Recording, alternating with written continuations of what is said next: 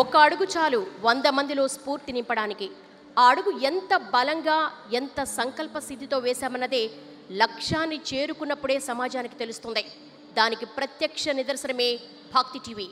నేడు భక్తి టీవీ భారతదేశంలోనే ప్రథమ స్థానంలో నిలిచింది.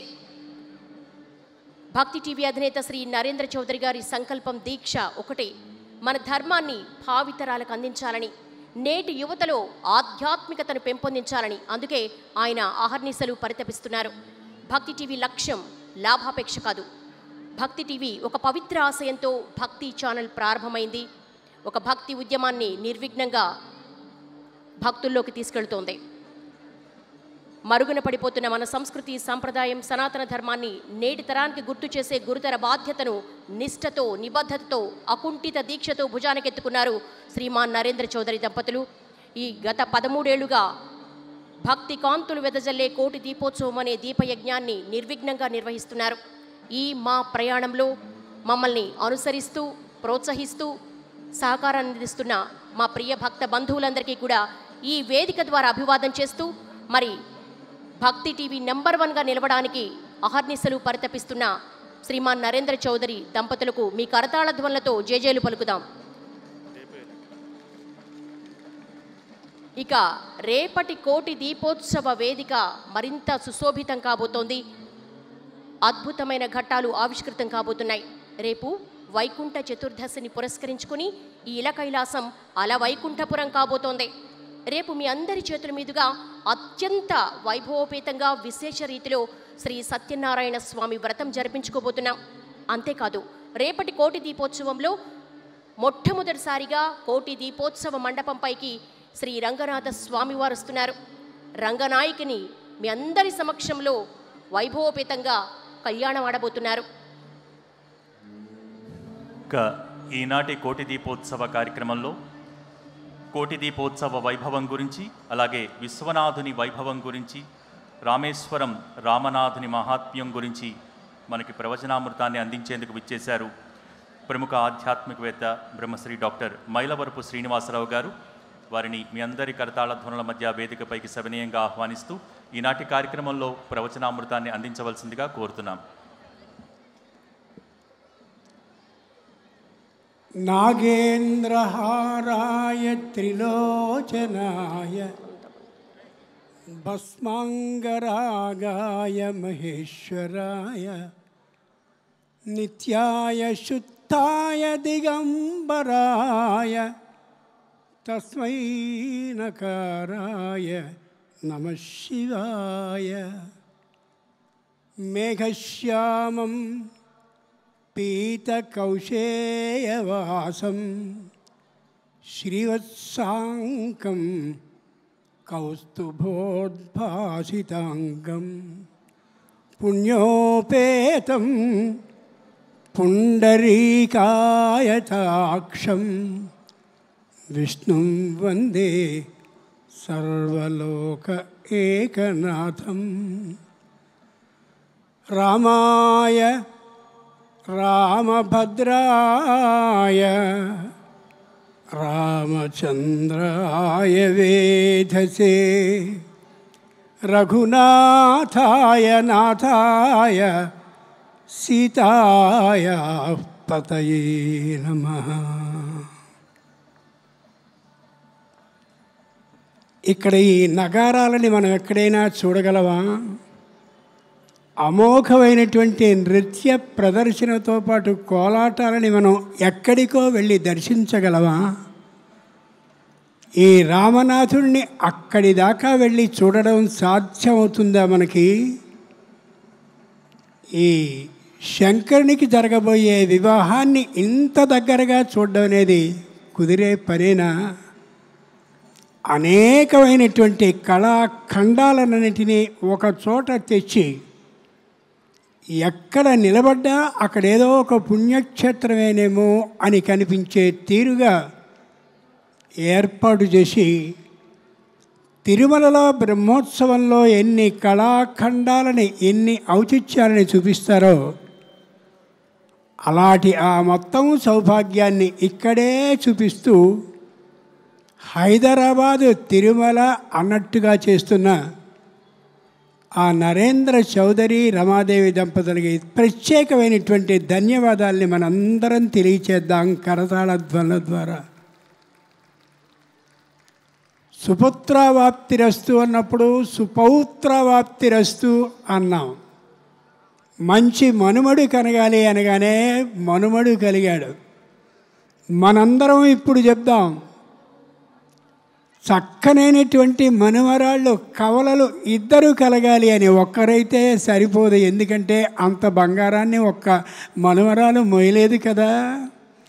అంచేత మనుమరాళ్ళు ఇద్దరు వారి కలగాలని మనందరం కడతాల ధ్వల్ల మధ్య ఒక్కసారి ఆ పరమేశ్వరుడికి విన్నవించుకుందాం.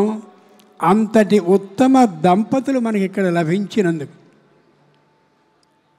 ఇక విశేషంలోనికి వస్తాను. శివుడికి విష్ణువుకి భేదం ఏమాత్రమూ లేదు లేదు లేదు. ఒక్కసారి ఆలోచించి చూడండి. శివుని చేతిలో శంఖం ఉంటుంది, వనమాలి గదీశాంగి శంఖి. ఆయన చేతిలోనూ శంఖం ఉంటుంది. ఏ శంకరుడున్నాడో ఆయనకి పినాకము అనే ఆ విల్లు చేతిలో ఉంటుంది. పినాకపాణిం పతిమాప్తుమిచ్చతి. ఏ మహానుభావుడైనటువంటి విష్ణువు ఉన్నాడో వనమాలి గదీశాంగి, ఈయన విల్లి పేరు శాంగం విష్ణువుది. శివుడు విష్ణువు ఇరువురు ఏ విధమైనటువంటి భేదము కలిగిన వాళ్ళు కారు. శివునికి 3 కన్నులుంటాయి. ఏ మహానుభావుడైనటువంటి వెంకటేశ్వరుడు కలియుగంలో ఉన్నాడో ఆ వెనుక ఉన్న ద్వాపరయుగంలో ఇదే శ్రీ మహావిష్ణువు కృష్ణుని రూపంలో ఉన్నాడో, దానికి వెనుకదైనటువంటి త్రేతాయుగంలో రామచంద్రమూర్తిగా ఉన్నాడో, దానికి మొదటిదైనటువంటి కృతయుగంలో కృతేశ నారసింహోభూ, ఆ నృసింహస్వామి 3 కన్నులతో కనిపిస్తాడు. ఈయనకి 3 కన్నులు, ఆయనకి 3 కన్నులే. భేదం ఎక్కడుంది? ఏ మహావిష్ణువు ఉన్నాడో ఆయన క్షీర సముద్రాన్ని చిలికినప్పుడు అలా కెరటాలు కెరటాలు కెరటాల మీద లక్ష్మీదేవి వస్తూ ఉంటే ఇష్టపడి తీసుకున్నాడు. ఏ శంకరుడున్నాడో ఆయన పరస్పర తపస్సంపత్ఫలాయిత పరస్పరం, ఈమె నాకు భార్య కావాలి అనే తపస్సు చేసి స్వీకరించాడు శివుడు. శివుడు కేశవుడు ఇద్దరూ కూడా భార్యల్ని ఇష్టపడి చేసుకున్నవాళ్ళు. ఏ మహావిష్ణువు ఉన్నాడో ఆయన మామగారి ఇల్లైనటువంటి ఆ పాల సముద్రంలో ఉంటే ఈ శంకరుడు కూడా మామగారి ఇల్లైనటువంటి హిమాలయం మీదే ఉంటాడు.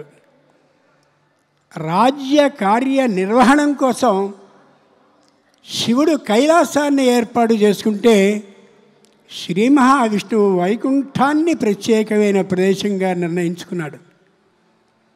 ఏ మహావిష్ణువు ఉన్నాడో ఆయన బ్రహ్మాండమైన పెద్దదైనటువంటి పాము పక్క అంటే ఆదిశేషుని మీద సర్పం మీద అలా పరుండి ఉంటే ఈ శంకరుడు కూడా చక్కనైనటువంటి పాముని నాగేంద్రహారాయ, ఉడంతా పాములే వేసుకుని అలా తిరుగుతూ ఉంటాడు.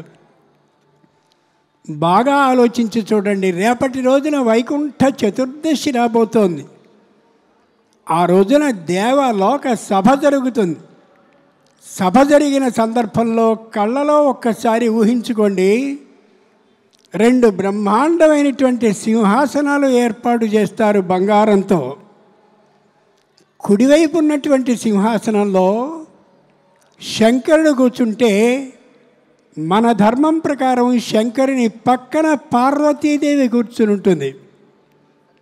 వైష్ణవ ధర్మం ప్రకారం విష్ణువు కుడి చేతి వైపున కూర్చుంటే అటు పక్క కూర్చుంటుందంటే మనం చూస్తూ ఉన్నప్పుడు విష్ణువుకి కుడి చేతి వైపున అమ్మవారు, మనం చూస్తున్నప్పుడు శంకరుని ఎడమ చేతి వైపున పార్వతీదేవి కూర్చుంటారు. ఆ ఇద్దరూ అలా ఉన్నప్పుడు ఇటు శంకరుని పక్కన నందీశ్వరుడు బ్రహ్మాండమైనటువంటి నంది రూపంతో ఉంటాడు కదా, అలా కూర్చుంటాడు. ఇటు విష్ణువు ఉన్నాడే, ఆ విష్ణువు పక్కన గరుత్మంతుడు రెక్కలన్నీ ముడుచుకుని కూర్చుంటాడు. అటువంటి సందర్భంలో శంకరుడు స్వయంగా మారేడు దళాలతో ఏర్పాటు చేయబడ్డటువంటి మాలని విష్ణువు యొక్క మెడలో వేస్తాడు. ఆలోచించి చూడండి, ఇద్దరికీ భేదం ఉంటే అలా చేయడం సాధ్యమవుతుందా? ఆ వెంటనే ఇటు పక్కన్నటువంటి విష్ణువు ఆ శంకరుని యొక్క మెడలో తులసి మాలని వేస్తాడు. వనమాలి. దీంట్లో ఆరోగ్య రహస్యం కూడా ఉంది. ఈ కార్తీకం అనేది ఏదైతే ఉందో, ఈ కార్తీకంలో చిరు చలి మంచు ఏర్పాటవుతుంది కాబట్టి ఆ మంచు చలిని పూర్తిగా తొలగించగలిగినటువంటి రెండు ఔషధాలు, ఒకటి మారేడు, రెండవది తులసి. మారేడు కషాయాన్ని కానీ స్వీకరించినట్టయితే జీర్ణకోశ వ్యాధులు రావు. ఆ తులసి దళాలతో ఏర్పాటు చేయబడ్డటువంటి ఆ రసాన్ని కానీ తాగినట్టయితే శ్వాసకోశ వ్యాధులు రానే రావు. ఎంత ఆశ్చర్యమో! విష్ణువు శంకరుని మెడలో, శంకరుడు విష్ణువు యొక్క మెడలో ఈ మాలల్ని వేసుకుంటారు.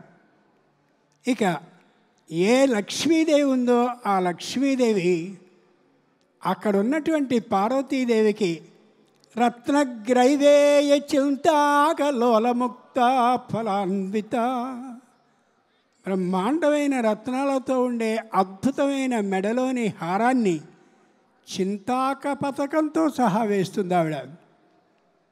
ఆ పార్వతీదేవి ఈ లక్ష్మీదేవి దగ్గరకు వచ్చి మౌక్తికైర్మండితాంగ క్షీరోదన్నత్ ప్రదేశే శుచిమణి విరసత్సైకతే మౌక్తికానాం మాలాక్లుప్తాసనస్థ. మహానుభావుడైన శ్రీ మహావిష్ణువుది శ్రవణ నక్షత్రం కాబట్టి జ్యోతిషం ప్రకారం ఆ ముత్యాలమాలని వేస్తుంది. ఆ ముత్యాలమాల ఇటుపక్కకు వస్తుంది. ఏ శంకరుడున్నాడో ఆయన ఆర్ద్ర నక్షత్రంలో పుట్టాడు కాబట్టి గోమేధికాలతో వేయబడ్డ హారాన్ని ఈయన వేస్తే అటుపక్క ముత్యాల హారం వేయబడుతుంది. ఇటు ఆలోచించి చూడండి, ఇద్దరికీ భేదం ఉండడానికి వీల్లేదు. ఏ శ్రీ మహావిష్ణువు ఉన్నాడో ఆయన బ్రహ్మాండమైనటువంటి పట్టుబట్టల్ని కడతాడు అని మనం అందరం చూస్తుంటాం. కానీ రామావతారంలో ఏ మహావిష్ణువు అయినటువంటి ఆయన ఉన్నాడో ఆయన షట్చాష్టౌచ వర్షాణి దండకారణ్యమాశ్రిత క్షీర అజిన జటాధారి రామో భవతు తాపస. రామావతారంలో ఈ శ్రీ మహావిష్ణువే నారబట్టల్ని కట్టి జడలని పెంచి బ్రహ్మాండమైనటువంటి తాపస వేషంలోనే ఉన్నాడు అన్ని సంవత్సరాల కాలం పాటు. శంకరుడు నిరంతరం అదే విధమైనటువంటి జడలని పెంచి అలాగే ఉంటూ అద్భుతమైనటువంటి గజ చర్మాన్ని, వ్యాఘ్ర చర్మాన్ని ధరిస్తాడు. అనుమానం ఏమైనా ఉందా? ఏ శంకరుడున్నాడో ఆయన కావాలని విషయాన్ని స్వీకరించి దాని ద్వారా మృత్యువు రాకుండా చేసుకునే మృత్యుంజయుడు అయితే ఈ మహావిష్ణువు ద్వాపరయుగంలో కృష్ణావతారాన్ని ఎత్తినప్పుడు ఆ కృష్ణావతారంలో ఆయన మృత్యుంజయుడిగా అయ్యాడు. ఎలా? ఒక బ్రాహ్మణ స్త్రీ ప్రతి సంవత్సరము కూడా కాన్పుని కలగడం, వెంటనే పిల్లవాడు పోవడం, ఇలా 7 గర్భాలు అయిపోతే విపరీతమైనటువంటి దుఃఖంతో ప్రార్థించింది. నరనారాయణుల్లో ఒకడైనటువంటి అర్జునుని దగ్గరికి వెళ్ళవయ్యా అని ప్రార్థిస్తే తన భర్తని వెళ్ళాడు. కృష్ణుడు అర్జునుడు ఉన్నటువంటి సందర్భంలో నాకు ఇలాంటి కష్టం కలుగుతోంది, నేను సంతానవంతుణ్ణి కాలేకపోతున్నాను అంటే నరనారాయణంలో ఒకడైనటువంటి అర్జునుడు స్వయంగా అక్కడికి వెళ్ళి రక్షించడానికి ప్రయత్నించి రక్షించలేక తిరిగి వస్తే కృష్ణుడే స్వయంగా వెళ్ళి యమలోకంలో ఎవరు ఏ ఏ సంవత్సరాల్లో బతికి ఉంటారో అదే వయసు కలిగిన వాళ్ళుగా వాళ్ళందరినీ తెచ్చి ఆ బ్రాహ్మణ దంపతులకు ఇచ్చాడని ఉత్తర హరివంశ కథ మనకి తెలియజేస్తుంది. ఇద్దరు మృత్యుంజయులే. ఈ విష్ణువుకి ఆ శంకరునికి భేదమే ఉండి ఉన్నట్లయితే బాగా ఆలోచించి చూడండి. ఆ రుక్మిణీదేవి స్వయంగా కృష్ణునికి కబురు చేస్తూ మా వంశ ఆచారం ప్రకారం కుల ధర్మం ప్రకారం నేను నగజాత ఆలయంలో ఉంటానంటే పార్వతీదేవి ఆలయంలో ఉంటానయ్యా, అక్కడికి వచ్చి అక్కడ ఉన్నటువంటి రాజులతో యుద్ధాన్ని చేసి భవదీయ శౌర్యమే ఉంకువ చేసి దొంగతనంగా ఎత్తుకెళ్ళడం కాదు, వచ్చిన అందరితోనూ యుద్ధాన్ని చేసి నన్ను తీసుకువెళ్ళు అని పార్వతీదేవి ఆలయంలో ఉండి ఆవిడ చెప్పింది. నిజంగా శివుడికి విష్ణువుకి భేదమే ఉండి ఉంటే, ఓ రుక్మిణి, పార్వతీదేవి ఆలయం అయితే నేను రాను, శివుడంటే నాకు పడదు, అంచేత నువ్వు ఏదైనా విష్ణు ఆలయానికి వస్తే మాత్రమే తీసుకెడతాను అనలా. స్వయంగా అదే ఆలయానికి వచ్చి ఆవిడ్ని తీసుకువెళ్ళాడు. ఎంత గొప్ప విషయమో గమనించండి. ఇద్దరికీ భేదం అనేది లేదు లేదు లేదు.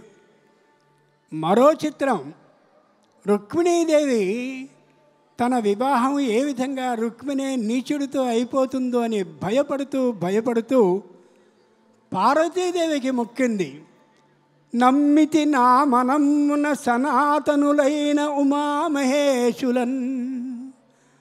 పార్వతీ పరమేశ్వరుడికి నేను నమ్ముతున్నాను, చాలా గొప్పదాన్ని, అంచేత నువ్వు నా వివాహాన్ని ఏ విఘ్నము లేకుండా చేయించు తల్లి అని నిన్నమ్మిన వారికి ఎన్నడూను నాశము లేదు కదమ్మ ఈశ్వరీ.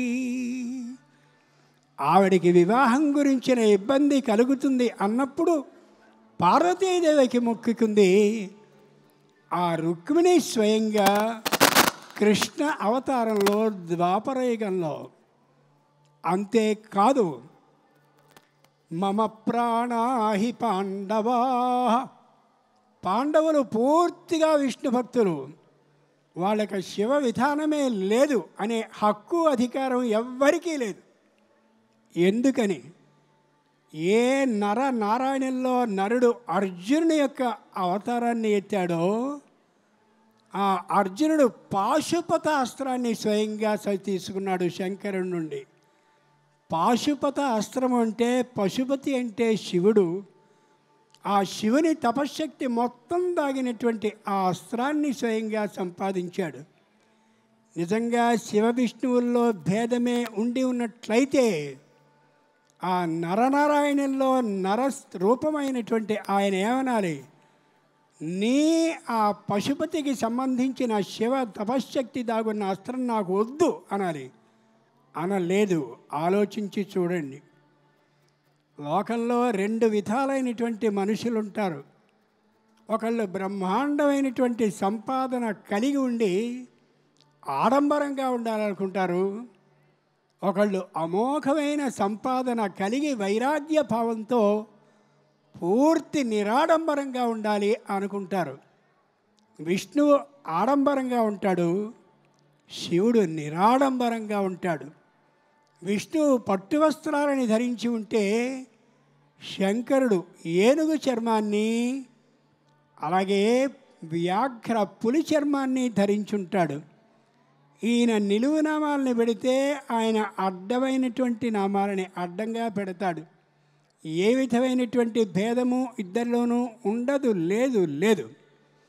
తల్లులారా, మీ అందరినీ ప్రార్థిస్తున్న ఒకే ఒక్క మాట, ప్రతిరోజు కుంకుమని ధరించండి. నేను భారతీయ ధర్మానికి చెందినటువంటి దాన్ని, హిందూ విధానానికి సంబంధించిన దాన్ని అనే ప్రపంచంలో అందరికీ చూడగానే అర్థమవుతుంది. అదే పనిని ఆ భర్తలు కూడా చేయండి. అంచేత లలితాదేవిని పూజించండి. ఒకే ఒక్క మాట చెప్పి ముగిస్తాను. మా అబ్బాయికి చదువు రావాలి కదండి, లలితా సహస్రనామం చదివితే మాకేం ప్రయోజనం అనకండి. సరస్వతీ శాస్త్రమయీ గుహాంబ గుహ్యరూపిణి. నాలోనే ఉందిరా, నేను లలితా స్వరూపాన్ని, సరస్వతిని నాలో కలిగి ఉన్నాను అందావిడ.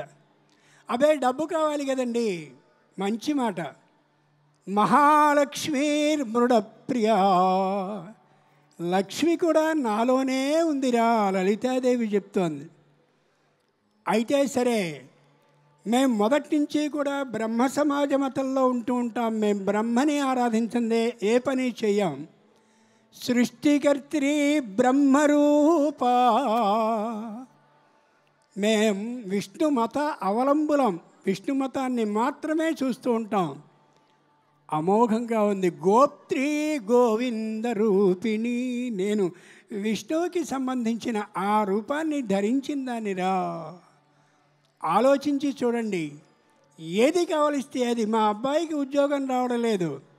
రాజ్యలక్ష్మి కోశనాథ చతురంగబలేశ్వరి, మేము దుర్గాదేవిని ఆరాధించకుండా ఏ పనిని చెయ్యం.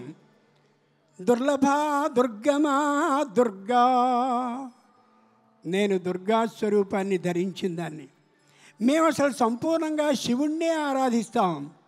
శ్రీ శివ శివశక్తి ఐక్యరూపిణి లలితాంబిక, నేను నా భర్త అయినటువంటి శివునితో కలిసి ఒకే ఒక లింగరూపంగా ఉండేటటువంటి దాన్ని అని అమ్మవారు తెలియజేస్తోంది.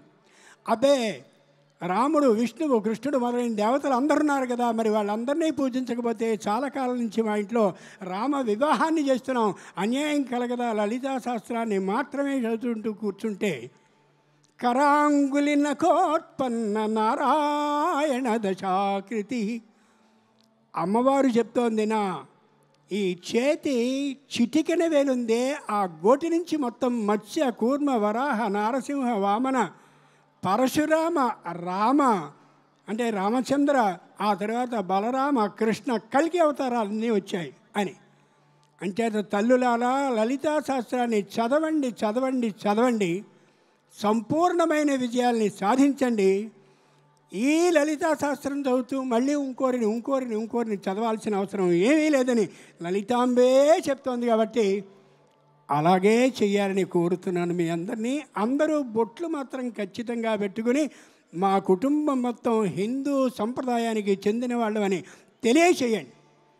ఇంతటి అమోఘమైన కార్యక్రమాన్ని ఇలా ఏర్పాటు చేయడమే కాక, వర్షం వచ్చినా సరే కదలకుండా మేము కూర్చుంటామనే భక్తి తత్పరతలని మీలో ఏర్పాటు చేసినటువంటి ఆ నరేంద్ర చౌదరి రమాదేవి దంపతులకి ఇద్దరు ఆడపిల్లలు కవలలు కలగాలని, మొత్తం అంతా స్వర్ణరూపంగా వాళ్ళు అన్ని ఆభరణాలని వేసుకుని మనకి పై సంవత్సరం కనిపించాలని ఆ రామనాథుణ్ణి, ఈ శంకరుణ్ణి ప్రార్థిస్తూ స్వస్తి.